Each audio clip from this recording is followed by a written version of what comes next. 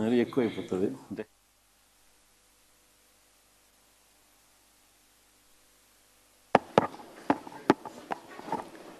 Ready. So ready అయితే నాకు చెప్పు.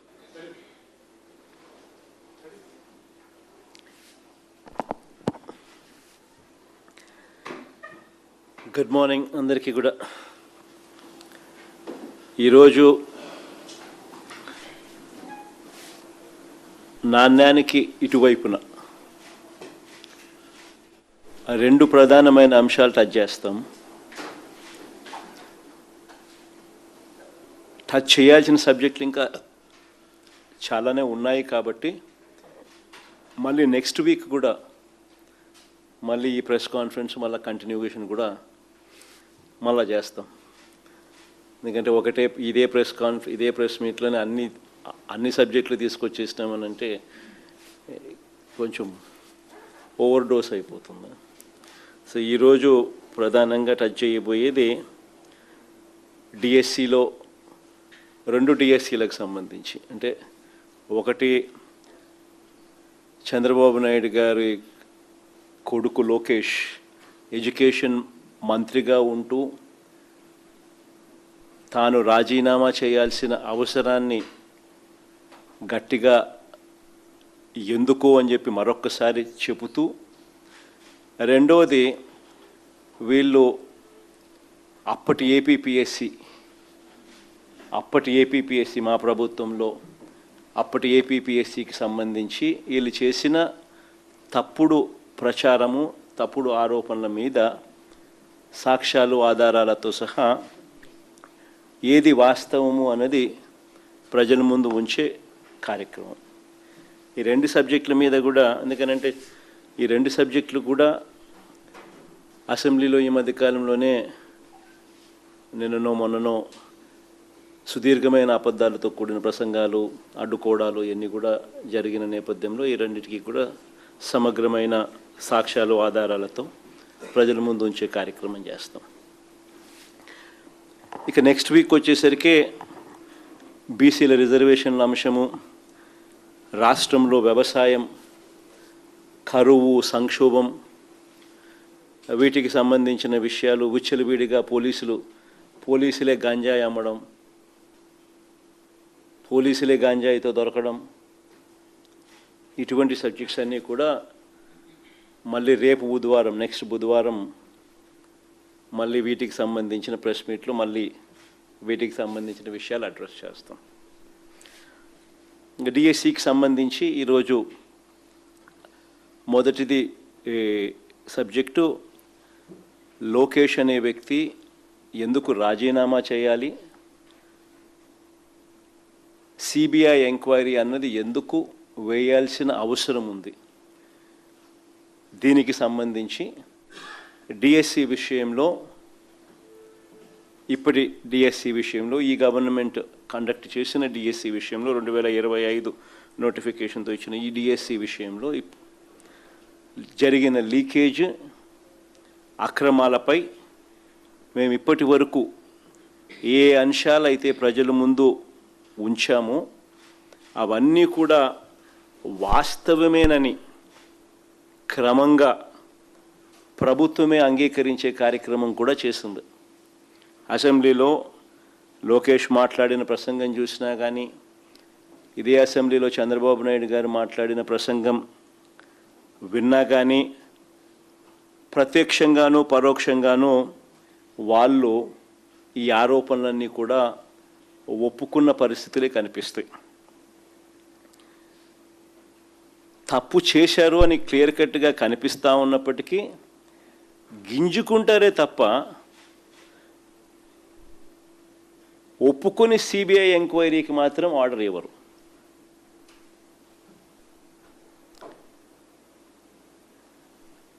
ఎలా తయారైపోయిందని అంటే, అసెంబ్లీ ప్రతిపక్ష పార్టీ అయిన ఉన్న ఏకైక ప్రతిపక్ష పార్టీ మేము. మాకు ప్రతిపక్ష పార్టీ కింద మమ్మల్ని యాక్సెప్ట్ చేస్తే మాకు ప్రతిపక్ష హోదా ఇవ్వాల్సి వస్తుంది. సో ఆ ప్రతిపక్ష నాయకుడు, ఆ ప్రతిపక్ష పార్టీకి ఎంతమంది అన్నా ఎమ్మెల్యేలు ఉండని, ఆ ప్రతిపక్షానికి ఒక ప్రతిపక్షం అన్నది యాక్సెప్ట్ చేస్తే ఆ ప్రతిపక్షానికి ఒక నాయకుడు వస్తాడు. ఆ నాయకుడికి యాక్సెప్ట్ చేస్తే, ప్రతిపక్షం అన్న పార్టీ కింద యాక్సెప్ట్ చేస్తే ఆ ప్రతిపక్ష పార్టీ నాయకుడిని కూడా యాక్సెప్ట్ చేయాలి. నాయకుడిగా ప్రతిపక్ష పార్టీ నాయకుడిగా యాక్సెప్ట్ చేస్తే సభా సమయంలో సభా అధ్యక్షుడు చంద్రబాబు నాయుడు గారికి ఏ రకమైన టైం ఇస్తారో అదే టైము ప్రతిపక్ష నాయకుడు కూడా ఇవ్వాల్సి వస్తుంది. కాబట్టి అది ఇవ్వకూడదు అని చెప్పి వీళ్ళు సభ నడుపుతూ ఉన్నారు, ప్రతిపక్షాన్నే అక్నాలెడ్జ్ చేయకుండా. ఇలాంటి పరిస్థితులు అసెంబ్లీలో ఎలా జరుగుతూ ఉందంటే, ప్రత్యర్థి జట్టు లేని చోట బౌలింగు ఫీల్డింగ్ కూడా లేకుండా తండ్రి కొడుకులు ఇద్దరు మాత్రమే బ్యాటింగ్ చేస్తూ ఉన్నారు. బ్యాటింగ్ చేసి వీళ్ళందరికీలే బ్రహ్మాండంగా బ్యాటింగ్ చేసినామని వీళ్ళందరికీలే కితాబిచ్చుకుంటా ఉన్నారు. నిజంగా ఆశ్చర్యం కలిగించే విషయం ఏంటంటే, అసెంబ్లీలో ఈ మాదిరిగా బ్యాటింగ్ చేస్తారు, కానీ పక్కన మండలిలో 4 రోజుల నుంచి స్తంభింపజేస్తూ ఉన్నారు. ఇదే డిఎస్సి అనే సబ్జెక్టు మీద చర్చ జరగాలి అని.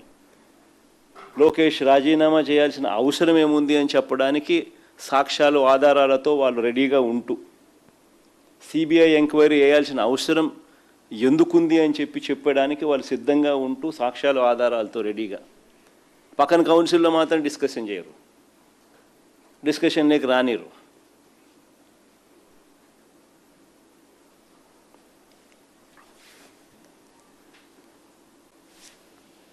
కౌన్సిల్లో ఎందుకు వీళ్ళు ఒప్పుకోరు చర్చ జరగడానికి అని అంటే దానికి కారణం తప్పులు జరిగాయి కాబట్టి.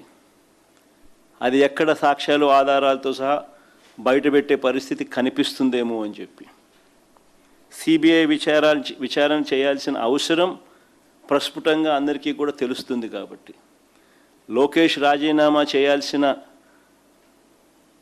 అవసరం ప్రతి ఒక్కరికి కూడా తేటతెల్లంగా కనిపిస్తుంది. కాబట్టి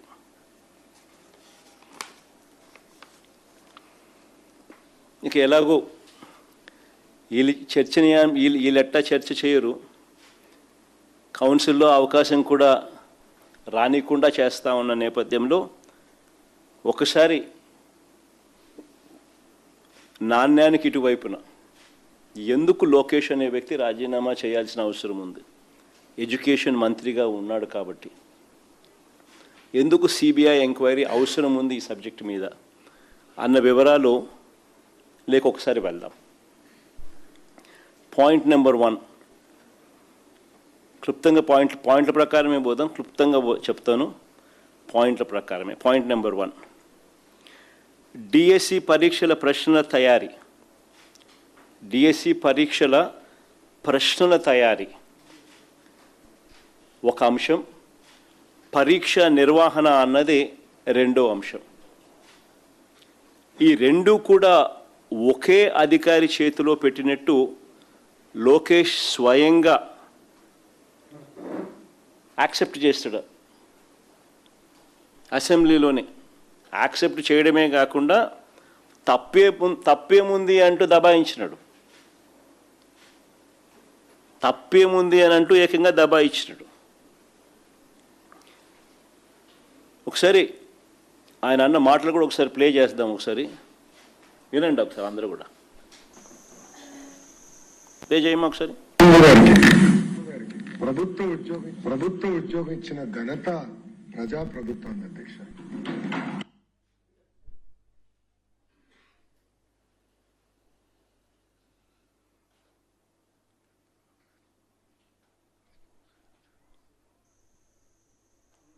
ఏమా ప్రాబ్లం ఉందా? నిజమండి, పివి సింధు గారికి ప్రభుత్వ ఉద్యోగం ఇచ్చిన ఘనత ప్రజాప్రభుత్వం అధ్యక్ష. మీరు సెట్ చేసుకోండి. అందులోపల డిఎస్సి పరీక్షలకు అవసరమైన ప్రశ్నల తయారీ అనేది ఎస్సీఈఆర్టీ డైరెక్టర్ బాధ్యత. ప్రశ్నల తయారీ అనేది ఎస్సీఈఆర్టీ డైరెక్టర్ బాధ్యత. డిఎస్సి పరీక్షను నిర్వహించే బాధ్యత డిఎస్సి కన్వీనర్ది.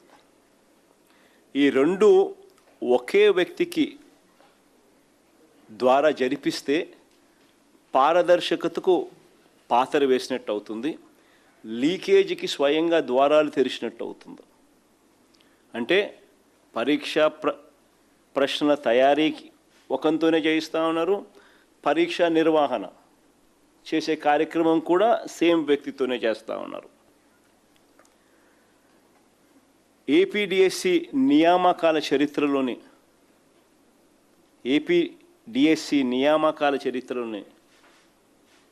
ఏపీపీఎస్సి నియామకాల చరిత్రలోనే ఈ రెండు బాధ్యతలు ఎప్పుడూ కూడా ఒకే వ్యక్తికి అప్పగించిన చరిత్ర ఆంధ్ర రాష్ట్రంలో ఇంతవరకు ఎప్పుడూ లేదు.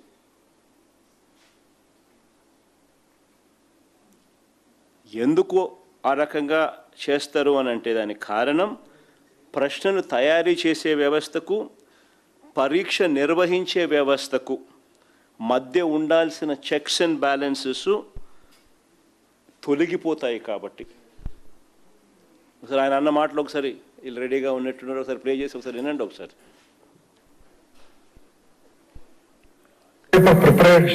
ప్రిపరేషన్ కి డిఎస్సి కన్వీనర్ అంటే ఎగ్జామినేషన్ కండక్ట్ చేసేవారు ఒకే ఆఫీసర్ కి ఇచ్చారు అనేది మొదటి ఆరోపణ.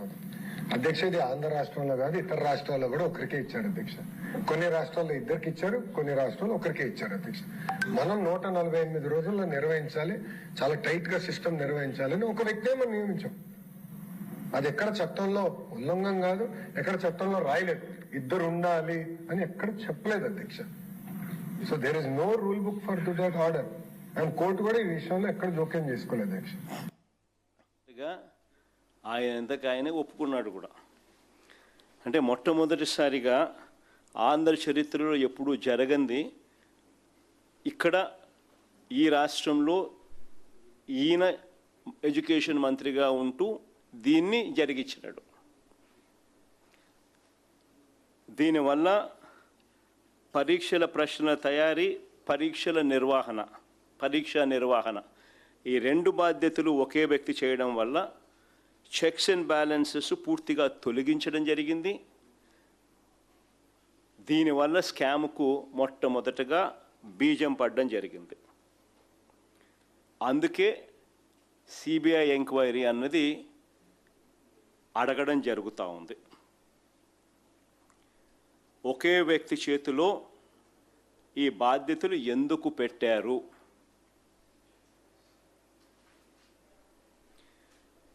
ఇలా చేసినందువలన చెక్స్ అండ్ బ్యాలెన్సెస్ లేకుండా పోయి లీకేజీకి ద్వారాలు తెరిచినారు కాబట్టి. ఇక పాయింట్ నెంబర్ 2, రెండో పాయింట్, డిఎస్సి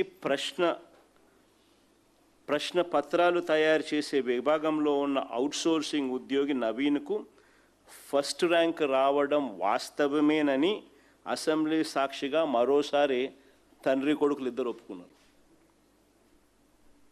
అబ్బా కొడుకులు ఇద్దరు ఒప్పుకున్నారు. ఒకసారి ప్లే చేయండి అమ్మా ఒకసారి. ఫస్ట్ మెరిట్ లిస్ట్ చూపించండి. ఫస్ట్ ఇది నవీన్కు ఫస్ట్ ర్యాంక్ వచ్చిన నవీన్కు సంబంధించిన మెరిట్ లిస్టు. నెంబర్ 1 ర్యాంక్లో నవీన్ అక్కడ కనిపిస్తున్నారు చూడండి, ఫస్ట్ ర్యాంకు. ఇదే నవీన్కు మళ్ళీ మెరిట్ లిస్ట్ మార్చేసి నవీన్ పేరు తీసేసిన సెకండ్ మెరిట్ లిస్ట్ ఒకసారి చూపించండి. నవీన్ పేరు తీసేసిన సెకండ్ మెరిట్ లిస్ట్ పబ్లిష్ చేసినారు. ఫస్ట్ మెరిట్ లిస్ట్లో నవీన్ పేరు ఉంటుంది.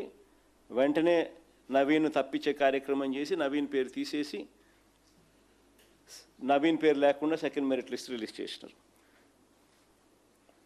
అబ్బా కొడుకులు ఇద్దరు కూడా తనకు ఫస్ట్ ర్యాంక్ వచ్చిందని అసెంబ్లీ సాక్షిగా ఇద్దరు ఒప్పుకున్నారు. ఆ క్లిప్పింగ్ కూడా ఒకసారి ప్లే చేయండి ఒకసారి. చంద్రబాబు నాయుడు గారు లోకేష్ మాటల్లో.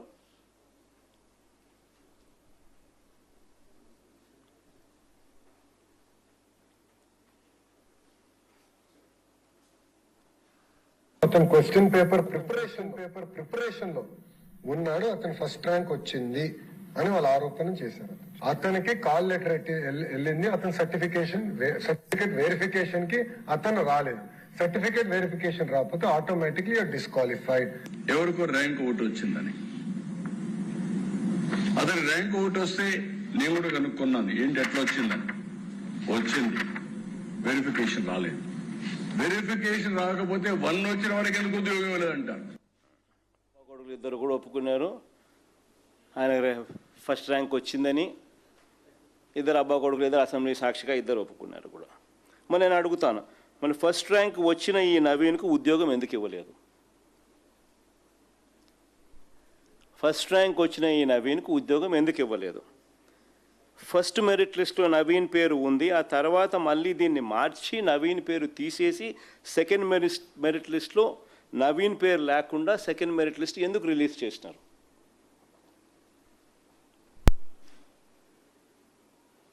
చంద్రబాబు నాయుడు గారు ఆయన కొడుకు ఏమంటారు? అబ్బా కొడుకులు ఇద్దరు నవీన్కి ఎందుకు ఉద్యోగం ఇవ్వలేదు అని అంటే ఏమంటారు? సర్టిఫికెట్ల వెరిఫికేషన్కు నవీన్ రాలేదు కాబట్టి ఉద్యోగం ఇవ్వలేదట. అదే కదా విన్నారు మీరు ఎంతగా? అదే కదా మీరు అంతా విన్నారు కూడా. సర్టిఫికెట్ల వెరిఫికేషన్కు రాకపోతే ఎవరికైనా ఉద్యోగం ఎట్టిస్తాము, రాలేదు కాబట్టి ఇవ్వలేదంట. మరి ఇదే వాస్తవం అయితే మరి నవీన్ అనే క్యాండిడేట్ కోర్టుకు ఎందుకు పోయినాడు? మరి ఇదే వాస్తవం అయితే నవీన్ అనే వ్యక్తి కోర్టుకు ఎందుకు పోయినాడు? నవీన్ అనే వ్యక్తి కోర్టుకు పోయి క్యాండిడేట్ నవీన్ తన ఐడిని బ్లాక్ చేశారని, కాల్ లెటర్ తనకు పంపలేదని కోర్టుకు పోయినాడు.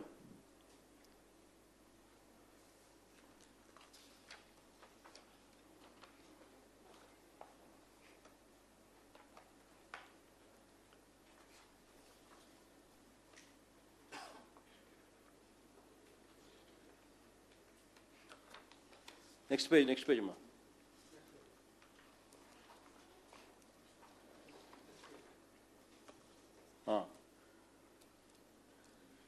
తన డిఎస్సి లాగిన్ బ్లాక్ అయిందని విద్యాశాఖకు మెయిల్ పెట్టిన Naveen,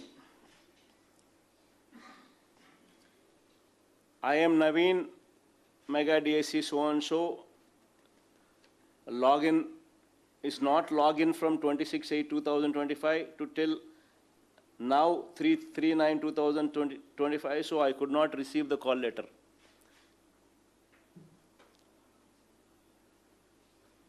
I got good marks in DSC, but why I am face this issue? ఆ పిల్లోడు పాపం వచ్చారని ఇంగ్లీష్లో ఆ పిల్లోడు పాపం letter రాసినాడు. This particular reason I lost my job. Please unblock and send the call letter on third verification. This is final chance of my life. Please provide my call letter and candidate login. DSC login block అయింది అని విద్యాశాఖకు mail పెట్టిన నవీన్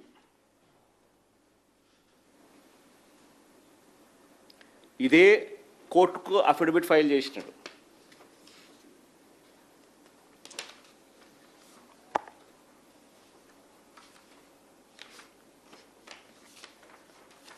ఇదే నవీనే కోర్టుకు ఇదే మాదిరిగానే file చేసినాడు.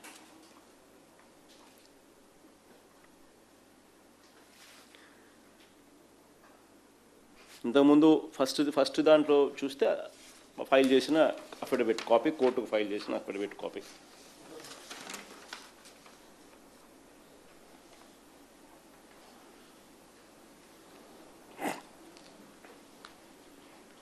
ఆ కాపీలోనే తను సంతకాలు పెట్టి కూడా దాని తర్వాత సబ్సిక్వెంట్గా దాని కాపీలోనే పెట్టి ఇచ్చినాడు. నేను అడుగుతా ఉన్నా, నేను చంద్రబాబు నాయుడు గారిని అబ్బా కొడుకుని ఇద్దరిని ఒకటే అడుగుతాను. క్యాండిడేట్ ఐడిని బ్లాక్ చేసి కాల్ లెటర్ పంపనప్పుడు ఆ నవీన్ సర్టిఫికేట్ వెరిఫికేషన్కు ఎలా రాగలుగుతాడు?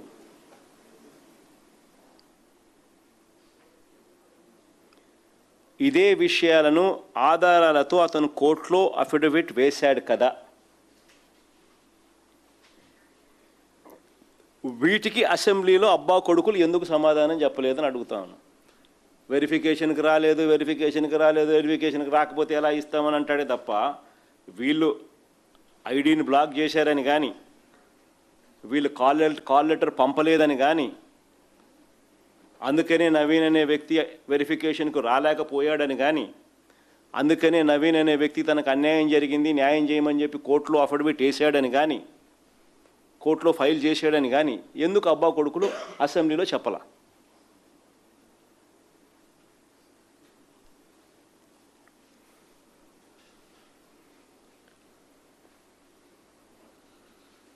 కారణం ఎందుకు చెప్పలేదంటే కారణం నవీన్ అవుట్సోర్సింగ్ ఉద్యోగి అని merit list 1, merit list 2, first merit లిస్ట్లో నవీన్ పేరు ఉంది, సెకండ్ మెరిట్ లిస్ట్లో నవీన్ పేరు తీసేసి సెకండ్ మెరిట్ లిస్ట్ పబ్లిష్ చేసినారు. ఎందుకు చేసినారు? ఎందుకు అసెంబ్లీలో అబద్ధాలు ఆడుతూ ఉన్నారు? కారణం నవీన్ అవుట్సోర్సింగ్ ఉద్యోగి కాబట్టి, ఆయనకు క్వశ్చన్ బ్యాంక్ యాక్సెస్ ఉంది కాబట్టి, పరీక్షల్లో ఫస్ట్ ర్యాంక్ వచ్చిందని తేటతెల్లంగా కనిపిస్తూ ఉంది కాబట్టి, లీకేజ్ జరిగింది కాబట్టి, దాచిపెట్టాలి కాబట్టి, అతనికి ఉద్యోగం ఇస్తే గోల్ అవుతుంది కాబట్టి,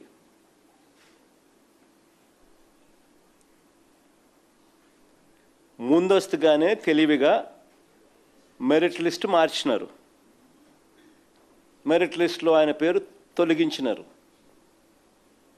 మరి ఇన్ని తప్పులు కనిపిస్తూ ఉన్నప్పుడు సిబిఐ విచారణ జరగాలనా లేదా?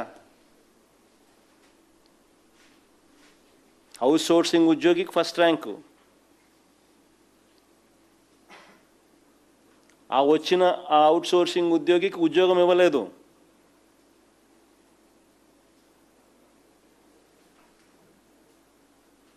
తన ఐడిని బ్లాక్ చేసినారు, తన కాల్ లెటర్ పంపలేదు, మెరిట్ లిస్ట్లో ఫస్ట్ మెరిట్ లిస్ట్లో తన పేరు ఉంది, సెకండ్ మెరిట్ లిస్ట్లో తన పేరు తీసేసినారు.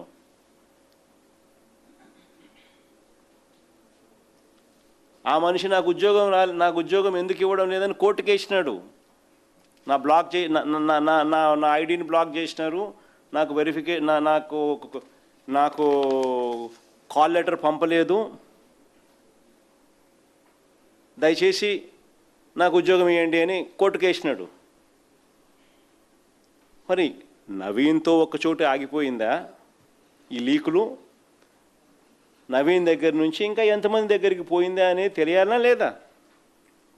బయటికి రావాలనా లేదా?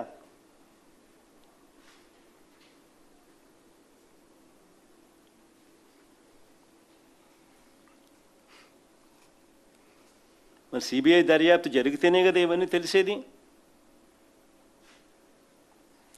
మూడో పాయింట్, ఇది చాలా ఇంపార్టెంట్ పాయింట్. మూడో పాయింట్, చంద్రబాబు నాయుడు గారు ఆయన కొడుకు అబ్బా కొడుకులు ఇద్దరూ అంగీకరించిన మరో విషయం, డిఎస్సి పరీక్ష రాయకుండానే, ఇది చాలా ఇంపార్టెంట్ విషయం, మొట్టమొదటిసారి రాష్ట్ర చరిత్రలో ఎప్పుడూ జరగల, బహుశా దేశంలో కూడా ఎప్పుడైనా జరిగిందో లేదో నాకు తెలియదు. డిఎస్సి పరీక్ష రాయకుండానే, చరిత్రలో ఎప్పుడు జరగని విధంగా, అసలు పరీక్ష రాయకుండానే స్పోర్ట్స్ కోటా పేరిట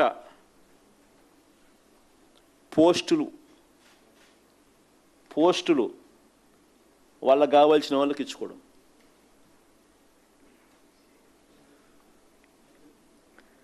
దీనికోసం జీవోలు జారీ చేశారని ఇద్దరు అబ్బా కొడుకులు ఒప్పుకున్నారు.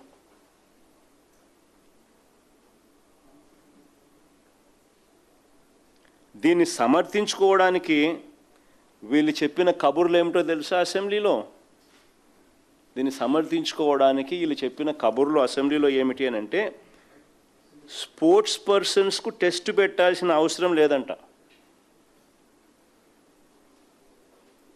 వీళ్ళు చెప్పిన మాటలు అసెంబ్లీలో, స్పోర్ట్స్ పర్సన్స్కు టెస్టులు పెట్టాల్సిన అవసరం లేదంట.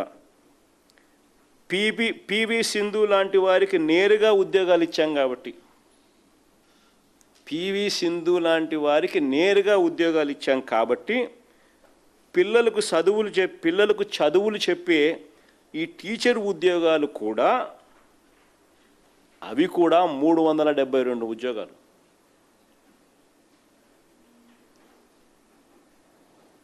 అలాగే సింధులాగానే ఇచ్చారంట. దానికి దీనికి పొందన పెట్టినారు. ఒక్కసారి వాళ్ళు ఏమన్నారో, ఇద్దరు అబ్బా కొడుకులు ఏమన్నారో ఒకసారి ప్లే చేయండి అమ్మా ఒకసారి.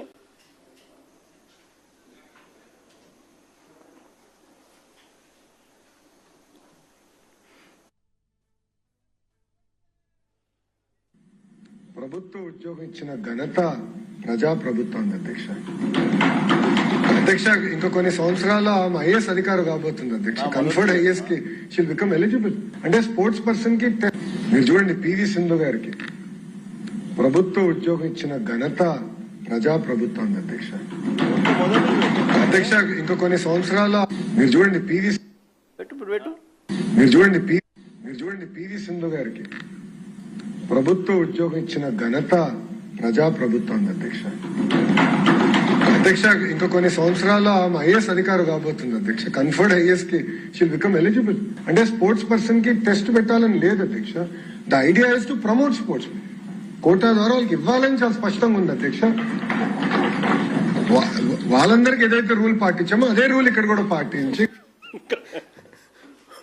వాళ్ళ సింధుకు ఏ రూల్ పాటించినామో ఇక్కడ కూడా అదే రూల్ పాటించినారంట. 372 ఉద్యోగాలు పరీక్ష అనేదే లేకుండా, డిఎస్సి పరీక్ష అనేదే లేకుండా సింధు పేరు చెప్పి పివి సింధుకు డిఎస్సిలో స్పోర్ట్స్ కోటాలో నింపిన 372 ఉద్యోగాలకు మధ్య పోలిక తీసుకొచ్చినారు. ఇది కేవలం అబ్బా కొడుకులకు మాత్రమే ఇది సాధ్యం. నిజంగా వీళ్ళ మైండ్లో చిప్పులు ఉన్నాయా లేదా నాకైతే తెలియదు. ఎందుకంటే ఎన్ని చదువులు చెప్పే ఉద్యోగాలు, వీళ్ళంతా పిల్లలకు చదువులు చెప్పి ఈ 372 మంది పోయి పిల్లలకు చదువులు చెప్పాలా? మైండ్లో ఏదైనా చిప్పు ఎవడన్నా ఉన్నోడు ఎవడన్నా కానీ నిజంగా ఇట్లాంటి నిర్ణయాలు ఎవడన్నా తీసుకోగలుగుతాడో లేదో నాకైతే తెలియదు. ఏ రకంగా వీళ్ళు చదువులు చెప్తారు? డిఎస్సి అనేది ఎందుకు? చదువులు చెప్పడానికి నువ్వు కెపాసిటీ నీకుంది అని చెప్పి నిర్ధారించే పరీక్ష డిఎస్సి. అది పాస్ అయిన తర్వాత నువ్వు స్పోర్ట్స్ కోటా అన్నా ఇవ్వు, ఇంకోటన్నా ఇవ్వు, అది వేరే విషయం. అసలు పరీక్ష లేకుండా డిఎస్సిని రాయాల్సిన అవసరమే లేకుండానే బుద్ధునుడు ఎవడని ఇస్తాడా 372 ఉద్యోగాలు?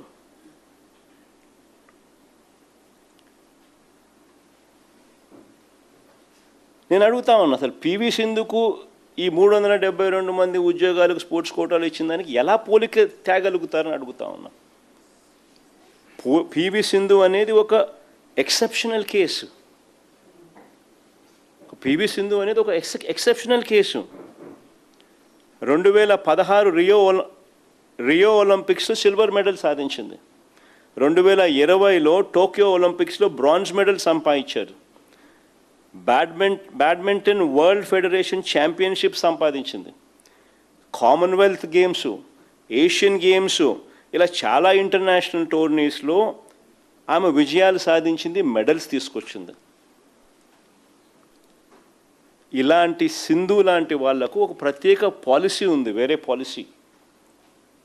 ఎక్సెప్షనల్ టాలెంట్, ఎక్సెప్షనల్గా వీళ్ళు పర్ఫామ్ చేసిన పరిస్థితులలో, ఇంటర్నేషనల్ టోర్నమెంట్స్లో పార్టిసిపేట్ చేసిన పరిస్థితుల్లో, international gold medals, silver medals, bronze medals వచ్చిన పరిస్థితులలో ఇటువంటి ఎక్సెప్షనల్ పీపుల్స్కు ది సపరేట్ పాలసీ. ఆ పాలసీ అది చూడండి ఒకసారి. వాళ్ళు డిస్ప్లే చేసిన పాలసీ 10/12/2024 ఎప్పటి నుంచో ఉంది. డిస్ప్లే చేసినారు 10/12/2024 జియో నెంబర్ 18. ఏది ఒలింపిక్స్.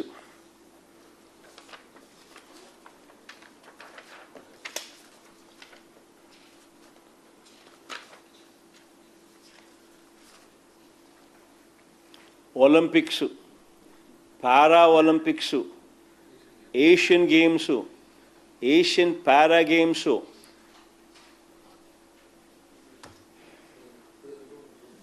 సరే పేపర్ మా సరే పేపర్ ఇదైతే ఎక్కడుంది పెట్ల 4 years వరల్డ్ కప్ ఛాంపియన్షిప్, ఇంకా Commonwealth games, Commonwealth para games, world cup championship, 4 years Asian championship, national games, SAAP coaches. అంటే ఇలాంటి గేమ్స్కు, ఇలాంటి ఎక్సెప్షనల్ టాలెంట్స్కు పాలసీ ఉంది. వీళ్ళకు ఈ రిక్రూట్మెంట్కు పోలిక తీసుకొస్తాడు చంద్రబాబు నాయుడు. నేను అడుగుతా ఉన్నా, ఇదే చంద్రబాబు నాయుడిని, ఇదే చంద్రబాబు నాయుడు అబ్బా కొడుకుని ఇద్దరిని అడుగుతా ఉన్నా.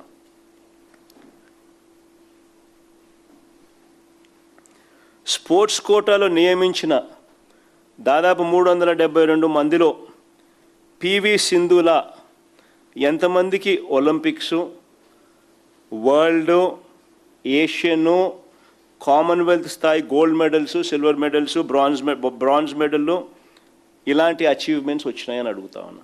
ఎంతమందికి వచ్చినాయని అడుగుతా ఉన్నా. నిజంగా తన స్కామును కప్పిపుచ్చుకునేదానికి సింధు లాంటి వాళ్ళను ఎలా ఉపయోగించుకుంటాడు అబ్బా కొడుకులు అని చెప్పడానికి నిదర్శనం ఇది. సింధు లాంటి వాళ్ళకి ఇవ్వడానికే టీచర్ రిక్రూట్మెంట్లో స్పోర్ట్స్ కోటాకు ఈ కొత్త జీవోలు ఇచ్చామని చెప్తా ఉన్న ఈ చంద్రబాబు, లోకేష్, నేను ఇద్దరిని అడుగుతా ఉన్నా. సింధు లాంటి వాళ్లకు ఇవ్వడానికే టీచర్ రిక్రూట్మెంట్లో స్పోర్ట్స్ కోటాకు ఈ కొత్త జీవోలు ఇచ్చామని చెప్తున్న ఈ చంద్రబాబు, లోకేష్ ఇద్దరిని కూడా నేను మళ్ళీ అడుగుతా ఉన్నా. మరి అలాంటప్పుడు ఈ జీవోలన్నీ మళ్ళీ వెనక్కి ఎందుకు తీసుకున్నారయ్యా అని రిక్రూట్మెంట్ అయిపోయిన తర్వాత. రిక్రూట్మెంట్ అయిపోయిన తర్వాత వెనక్కి ఎందుకు తీసుకున్నారని అడుగుతా ఉన్నా. వాస్తవాలు ఏమిటనంటే వీళ్ళ మనుషులకు టీచర్ ఉద్యోగాలు అమ్ముకోవడానికి స్పెషల్గా జియో నెంబర్ 4, జియో నెంబర్ 47 ఇచ్చి గేట్లు ఎత్తారు. స్పెషల్గా ఈ జీవోలు తీసుకొచ్చినారు. వీళ్ళ మనుషులకు టీచర్ ఉద్యోగాలు అమ్ముకోవడానికి జియో నెంబర్ 4, జియో నెంబర్ 47 ఇచ్చి గేట్లు ఎత్తారు. జియో నెంబర్ 4, జియో నెంబర్ 47 చూస్తే Andhra Pradesh in direct recruitment without the requirement of competitive exams across government departments, without the requirement of competitive exams. GO number 4 dated 19/4/2025. GO number 47 dated 19/4/2025. Without the requirement of competitive exams across government departments. అంటే గేట్లు ఎత్తారు. వాళ్ళ మనుషులకు teacher ఉద్యోగాలు అమ్ముకోవడానికి స్పెషల్గా Jio number 4, Jio number 47 ఇచ్చి గేట్లు ఎత్తినారు. ఎత్తిన తర్వాత పని పూర్తి చేసిన తర్వాత 372 మందికి ఉద్యోగాలు ఇచ్చుకున్న తర్వాత జియో నెంబర్ 23, జియో నెంబర్ 56 ఇచ్చి మళ్ళీ గేట్లు మూసేశారు. జియో నెంబర్ 23, జియో నెంబర్ 56 ఈ రెండు కూడా తీసి ఈ రెండు ఇచ్చి మళ్ళీ గేట్లు మూసేసినారు. ఈ రెండిట్లో ఏమని రాసినారు చూడు, amendments. GO number 23 and GO number 56 దీంట్లో amendments. Sports persons who qualify in the prescribed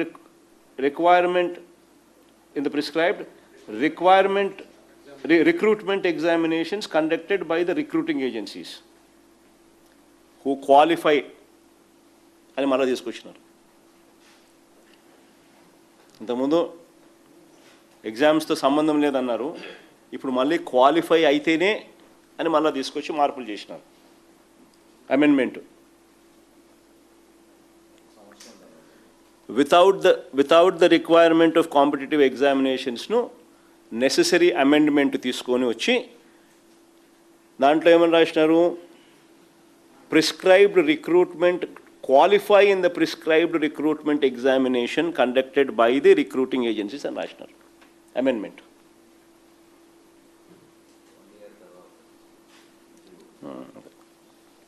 confusion అని మళ్ళీ గేట్లు మూసేసినారు. నేను అడుగుతా ఉన్నా, ఒకవైపు సింధు పేరు చెప్పి మరోవైపు వీళ్ళ అబద్ధాలు ఏ స్థాయిలో ఉన్నాయి అని అంటే ఇది వెరీ ఇంపార్టెంట్. అసలు వీళ్ళ అబద్ధాలు అనేది నిజంగా ఏ స్థాయిలో ఉన్నాయి అని అంటే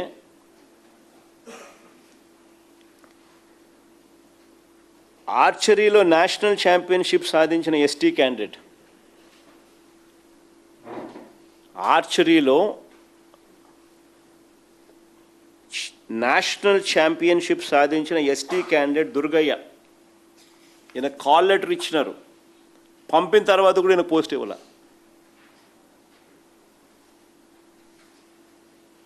గోల్డ్ మెడలిస్టు.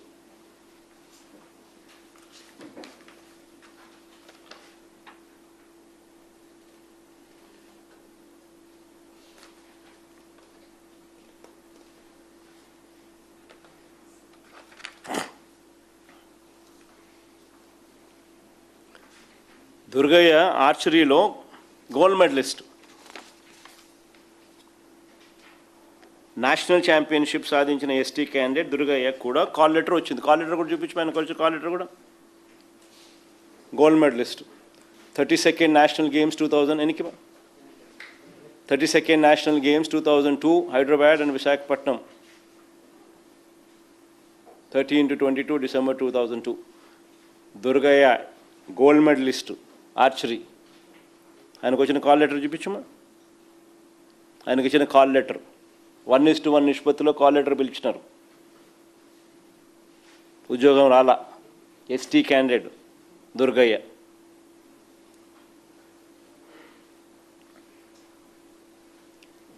ఆశ్చర్యం ఏమిటో తెలుసా, ఇది నిజంగా అందరూ కూడా చాలా సీరియస్గా తీసుకోవాల్సిన అంశం ఏంటంటే, ఆశ్చర్యం ఏమిటో తెలుసా, ఆముదాల వలస ఎమ్మెల్యే కూన రవికుమార్ అధ్యక్షుడిగా ఉన్న సాఫ్ట్ బాల్ అసోసియేషన్ నుంచి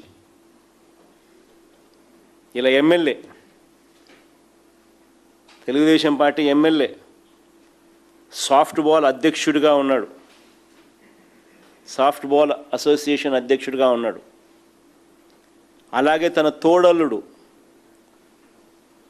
లోకేష్ సొంత తోడల్లుడు విశాఖపట్నం ఎంపీ భరత్ జూడో అసోసియేషన్కు ఇంకొక అధ్యక్షుడు. జూడో అసోసియేషన్కి ఇంకొక అధ్యక్షుడు.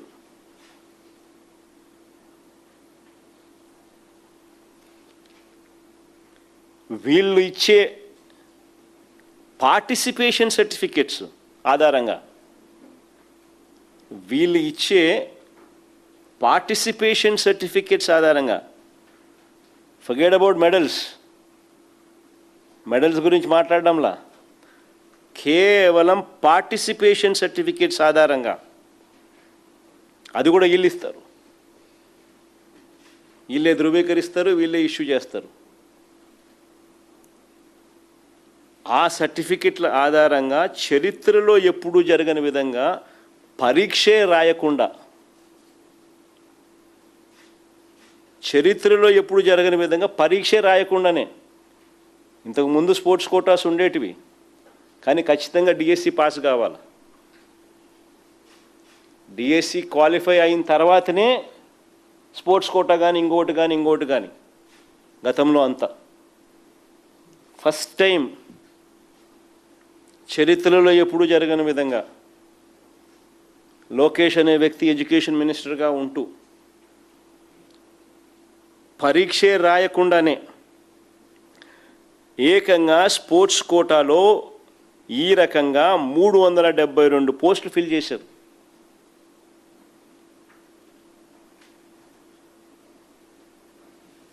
కేవలం పార్టిసిపేషన్ సర్టిఫికెట్ల ఆధారంగా.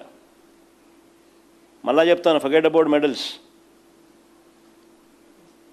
అది కూడా ఎక్కడ పార్టిసిపేషన్? Inter college. ఏ స్థాయి? ఇంటర్ కాలేజ్ స్థాయి. కాలేజీల మధ్య పార్టిసిపేట్ చాలంట. ఇచ్చే సర్టిఫికెట్లు మళ్ళీ ఇల్లే.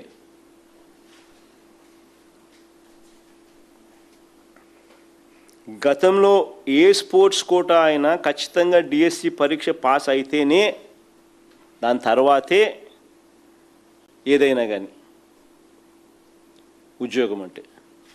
ఇప్పుడు చంద్రబాబు లోకేష్ పరిపాలనలో మాత్రమే ఏ ఎగ్జాము లేకుండానే కేవలం పార్టిసిపేషన్ సర్టిఫికేట్ అని వీరిచ్చే సర్టిఫికెట్ల ఆధారంగానే ఉద్యోగాలు ఇస్తూ ఉన్నారు. ఇంకా ఆశ్చర్యం ఏమిటో తెలుసా? ఈ 372 ఉద్యోగాలు ఇచ్చేసిన తర్వాత పని అయిపోయిన తర్వాత మళ్ళీ గవర్నమెంటే ఈ జీవోలను రద్దు చేసింది.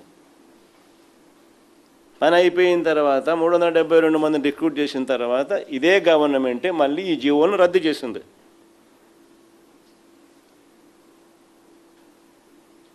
రద్దు చేసి ఇక మీదట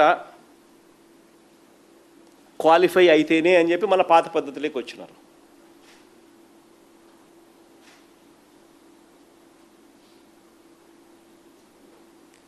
నిజంగా ఈ మాదిరిగా జీవో నెంబర్ 447 ఎందుకు ఇచ్చినారు?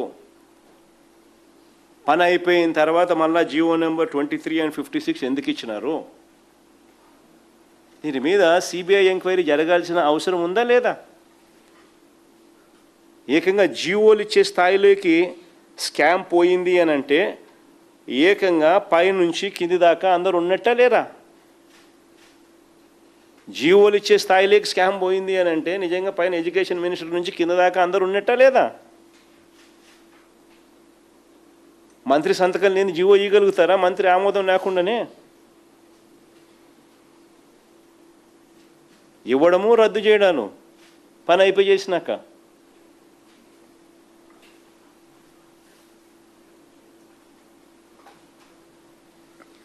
ఇక పాయింట్ నెంబర్ 4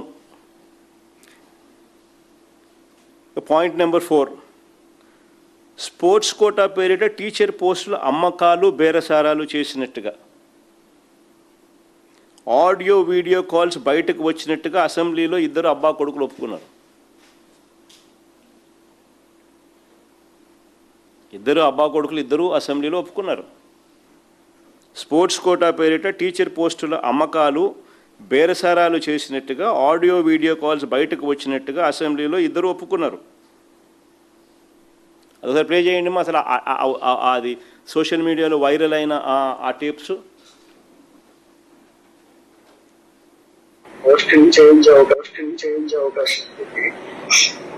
సార్ అట్లా కాదు సార్. అంటే ఎంతలా అవుతుంది సార్?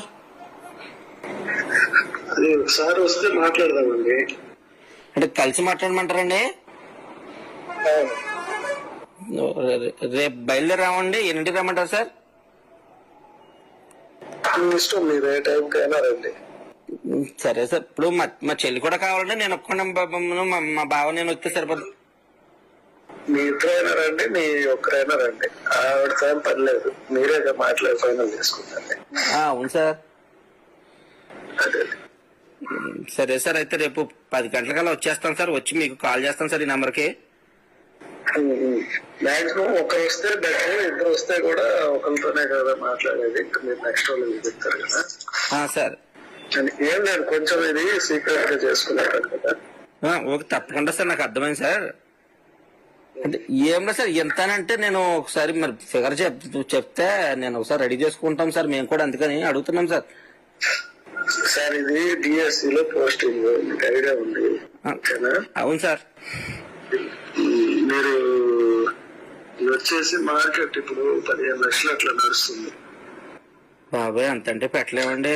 ఏంటంటే డైరెక్ట్ గా పోస్టింగ్ ఇవ్వటమే కదా. సరే అది ఏదన్నా మీరు వచ్చి మాట్లాడితే నెగోషియేషన్స్ చేద్దామంటే చేద్దాం. సరే సార్, అయితే ఓకే అండి. నేను మాట్లాడతాను. ఓకేనా? అలాగే అండి. వీలైతే నేను అసలు టైం తక్కువ ఉంది కాబట్టి ఇంట్లోనే పిలిపించి మాట్లాడతాను. మా ఇంట్లోనే మాట్లాడుకుందాం.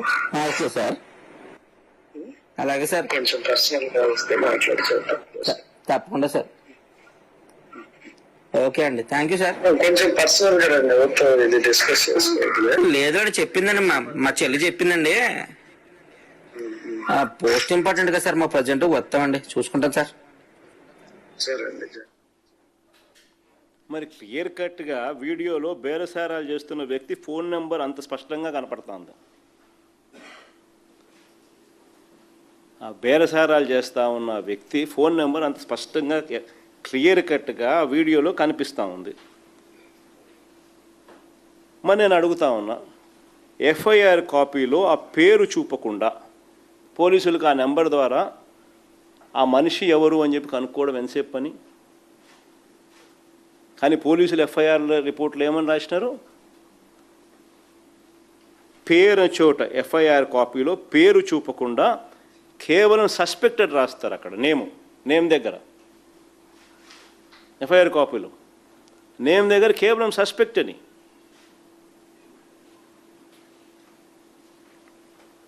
మరి ఎందుకు రాయాల్సి వచ్చింది? పేరు రాయకుండా కేవలం సస్పెక్ట్ అని మాత్రమే ఎందుకు రాయాల్సి వచ్చింది? ఇంకా ఆశ్చర్యం ఏమిటో తెలుసా, ఈ మనిషికి స్టేషన్ బెయిల్ ఇచ్చి పంపించినారు. అరెస్టుల కథ దేవుడు ఎరుగు,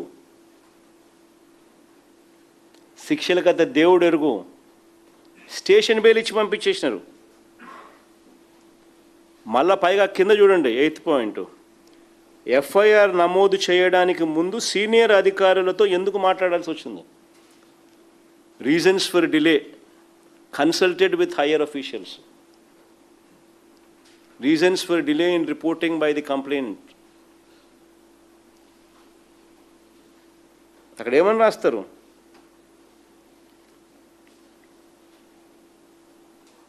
ఎఫ్ఐఆర్ నమోదు చేయడానికి ముందు సీనియర్ అధికారులతో ఎందుకు మాట్లాడాల్సి వచ్చింది? అసలు ఈ కేసుని ఎందుకు నిర్వీర్యం చేశారని అడుగుతా ఉన్నా. మరి ఈ మాదిరిగా నిర్వీర్యం చేసిన ఈ కేసులో చంద్రబాబు నాయుడు గారు, లోకేష్ ఏమంటారు? ఇద్దరు అసెంబ్లీనే సాక్షిగా చేస్తూ అబ్బా కొడుకులు ఇద్దరు ఎంతగా అబద్ధాలు ఆడతారు అని అంటే, అసెంబ్లీలో ఇలా మాట్లాడిన మాటలు ఒకసారి వినండి.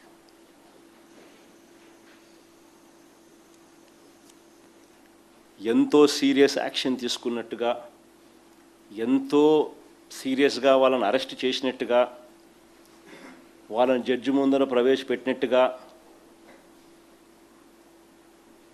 డిఎస్సి కోటాలో ఏదో ఆడియో టేప్ ఉంది, ఒక్కొక్క సర్టిఫికేట్ కి ఇంత డబ్బులకి అమ్ముతున్నారు, ప్రత్యేకంగా శాప్ వాళ్ళని ప్రొటెక్ట్ చేస్తుంది అని ఒక ఆడియో లీక్ వచ్చింది. అధ్యక్ష, ఆడియో లీక్ వచ్చిన వెంటనే శాప్ ఇమ్మీడియట్ గా కంప్లైంట్ ఇచ్చి, మన విజయవాడ కమిషనరేట్ కి కంప్లైంట్ ఇచ్చి, ఆ వ్యక్తి ఎక్కడున్నారో ఎత్తికి అతన్ని పైన కేసు పెట్టి అతన్ని జ్యుడిషియల్ రిమాండ్ కూడా పంపించిన ఘనత ప్రజాప్రభుత్వాన్ని. అధ్యక్ష, audio recording DSS sports quota జరిగింది. ఎవడో మాట్లాడుకుంటున్నాడు, వాళ్ళపైన స్పోర్ట్స్ కౌన్సిల్ అథారిటీనే కేసు పెట్టారు, అరెస్ట్ చేశారు. అరెస్ట్ పెడితే బెయిల్లో వచ్చాడు. అరెస్ట్ చేసినారా? జడ్జి ముందర పెట్టినారా? ఎన్ని నెలలు జైల్లో పెట్టినారని చెప్పి చూసి ఒకసారి చూస్తే CCTNS అంటే crime and criminal tracking network and systems, state government. Crime and criminal tracking network and systems central government గైడ్ లైన్స్లో 2009 నుంచి ఇది ఏ రాష్ట్ర ప్రభుత్వం అయినా కూడా ఇది ఇంప్లిమెంట్ చేయాలి.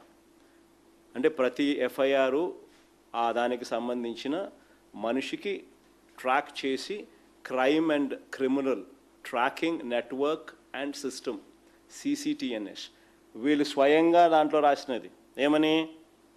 Yet to be arrested. చూడండి ఒకసారి మీరే. మళ్ళీ అక్కడ కూడా పేరేం పేరు? సస్పెక్టు. మళ్ళీ పేరు రాయాల.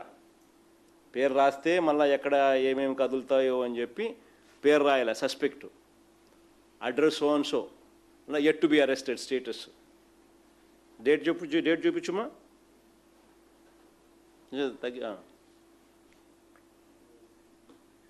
25/8/2025 స్టేషన్ బెయిల్ ఇచ్చి పంపించినారు స్వామి. అరెస్ట్ కదా దేవుడు ఎరుగు. అబ్బా కొడుకులు ఇద్దరు అసెంబ్లీలో అంతగా అబద్ధాలు ఆడుతున్నారు.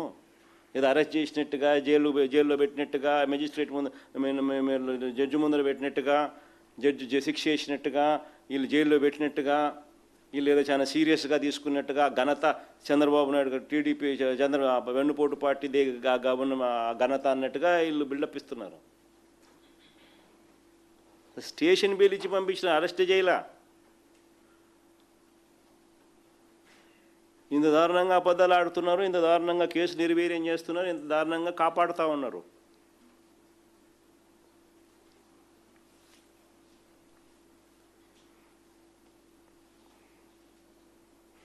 ఈ CCTNS very very important document. CCTNS size తగ్గించి చూపించమని, జూమ్ ఇన్ చేసి జూమ్ అవుట్ చేయి. Crime and criminal tracking network and systems.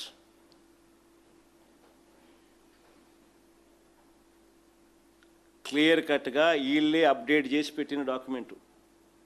పరిస్థితి ఇది. ఈ బేరసారాలన్నీ కూడా ఏ స్థాయిలో జరిగాయో చెప్పడానికి ఇంకో ఉదాహరణ కూడా సోషల్ మీడియాలో ఇంకోటి కూడా వైరల్ అవుతా ఉంది. ఒంగోలులో కూడా ఇలాంటి ఘటనే జరిగింది.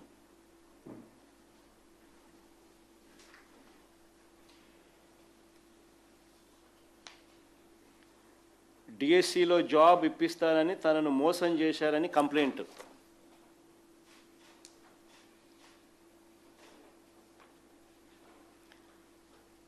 డిఎస్సిలో జాబ్ ఇప్పిస్తారని తనను మోసం చేశారని కంప్లైంట్.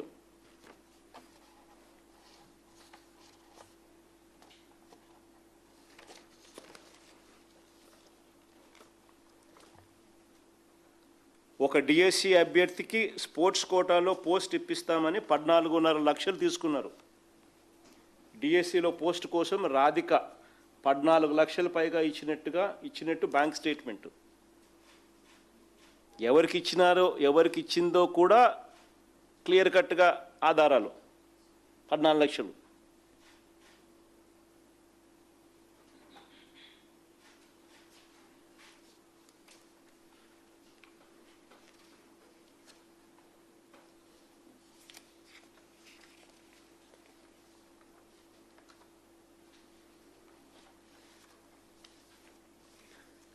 ఆమెతో అన్న మాటలు రెఫరెన్స్గా మరో వ్యక్తికి కూడా ఇలాగే చేస్తున్నామని చెప్పారు.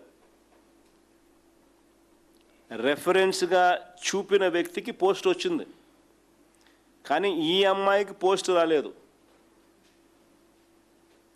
మోసపోయాను అని చెప్పి ఎప్పుడైతే తెలుసుకుందో గట్టిగా అడిగితే ఏమన్నారు? గట్టిగా అడిగితే కొన్ని కారణాల వల్ల ఇవ్వలేకపోయినాము, ఏపీ టూరిజంలో మరో ఉద్యోగం ఇస్తామంటూ మభ్యపెట్టారు. కానీ ఈమె రెఫరెన్స్గా ఎవరైతే వాళ్ళు చెప్పినారో ఆ వ్యక్తికి ఉద్యోగం వచ్చింది. రెఫరెన్స్గా మరో వ్యక్తికి కూడా ఇలాగే చేస్తున్నామని చెప్పి వీళ్ళు చెప్పి ఈమె దగ్గర నుంచి డబ్బులు కూడా తీసుకున్నారు. ఆ వ్యక్తికి ఉద్యోగం వచ్చింది.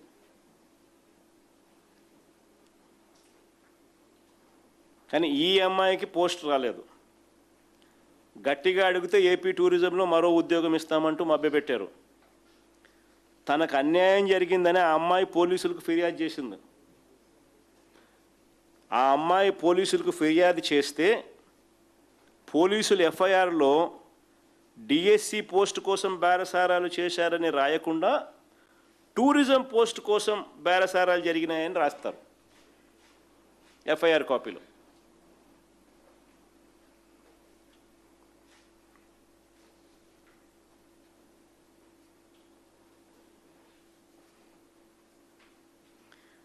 గత ఏడాది నవంబర్ 11న ఎఫ్ఐఆర్ నమోదు చేస్తే ఇప్పటి వరకు ఎలాంటి అరెస్టులు లేవు. గత ఏడాది నవంబర్ 11న ఎఫ్ఐఆర్ నమోదు చేస్తే ఇంతవరకు ఎలాంటి అరెస్టులు లేవు.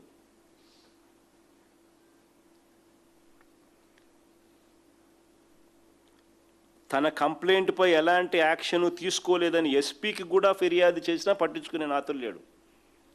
తన ఫిర్యాదు పట్టించుకోవడం లేదంటూ ఏకంగా ఎస్పీకి ఫిర్యాదు చేసినా కూడా పట్టించుకునే పరిస్థితి లేదు.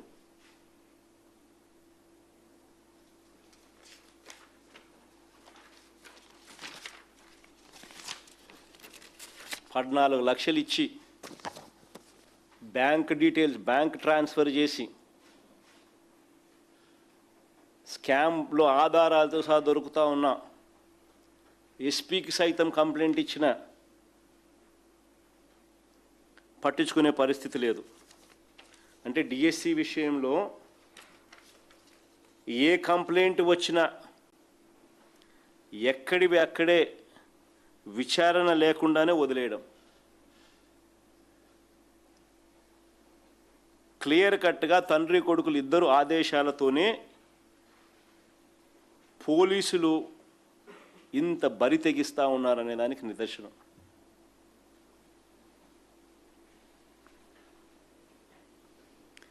లీకేజీ దగ్గర నుంచి స్పోర్ట్స్ కోటా వరకు, ఆపై బేరసారాల వరకు,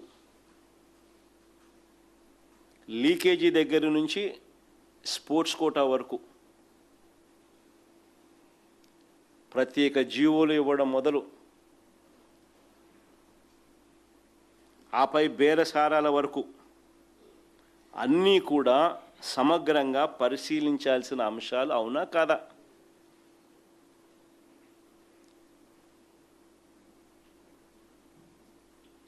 ఎడ్యుకేషన్ మంత్రిగా ఉన్న వ్యక్తి రాజీనామా చేయాల్సిన అవసరం ఉందా లేదా? ఏకంగా జీవోలో ఇచ్చి మళ్ళా జీవోలు రద్దు చేసి 372 మంది ఉద్యోగాలు ఏ ఎగ్జాము లేకుండా ఇచ్చేసి లీకేజీ దగ్గర నుంచి స్పోర్ట్స్ కోటా వరకు ఇచ్చిన జీవోల దాకా, ఆపై బేరసారాల వరకు ఇవన్నీ వ్యవహారాలను కూడా సిబిఐ చేత ఎంక్వైరీ జరగాల. జరిగిన వాటికి బాధ్యత వహిస్తూ లోకేష్ రాజీనామా చేయాలి. నీట్ క్వశ్చన్ పేపర్ లీక్ బాధ్యత వహిస్తూ కేంద్ర మంత్రి ధర్మేంద్ర ప్రధాన్ రాజీనామా చేశారు. మరి కేంద్ర మంత్రి ధర్మేంద్ర ప్రధాన్ గారు రాజీనామా చేసినారు కదా, అక్కడన్నా జీవోలు ఇచ్చిన ఆడన్నా ఎవరు జీవోలు ఇచ్చిన పరిస్థితి లేదు. పుట్టి లీకేజీలే ఇక్కడ, లీకేజీతో పాటు జీవోల ద్వారా ఏ ఎగ్జాము రాయకుండా ఉద్యోగాలు, ఆ తర్వాత బేరసారాలు, ఇన్ని కనిపిస్తూ ఉన్నాయి. మరి ఎన్డీఏలో భాగస్వామిగా ఉన్న చంద్రబాబు నాయుడుకు ఆయన కొడుకు వేరే నీతే? ధర్మేంద్ర ప్రధాన్ గారికి ఒక నీతి, చంద్రబాబు నాయుడు గారు ఆయన కొడుకు ఇంకో నీతి.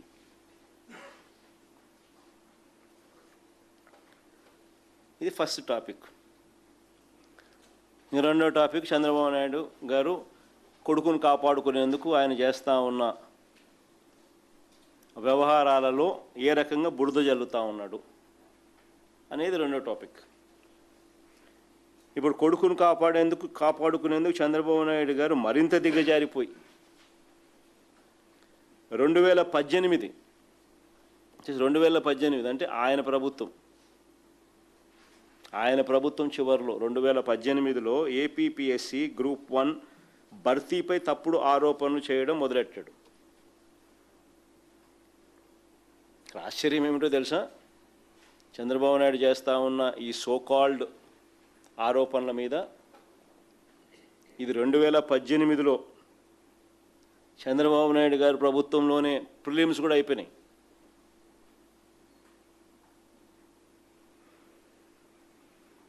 ప్రిలిమ్స్ కూడా ఆయనే చేసినాడు. మేము చేసిన దానిలో ఊరికే మెయిన్స్ కండక్ట్ చేయడమే. సో ఎక్కడొస్తాయండి వెస్టెడ్ ఇంట్రెస్ట్లు ఎవరికైనా కూడా? అసలు ఎవడన్నా మాట్లాడేదానికైనా కానీ రీజన్ ఉండాలన్నా, హద్దు పొద్దు ఏదైనా ఉండాలన్నా?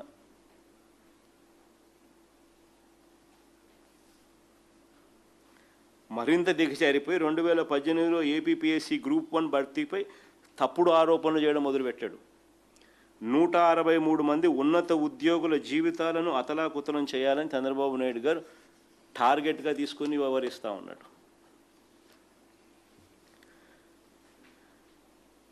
దీనికి సంబంధించి కొన్ని విషయాలు చెప్పాలి.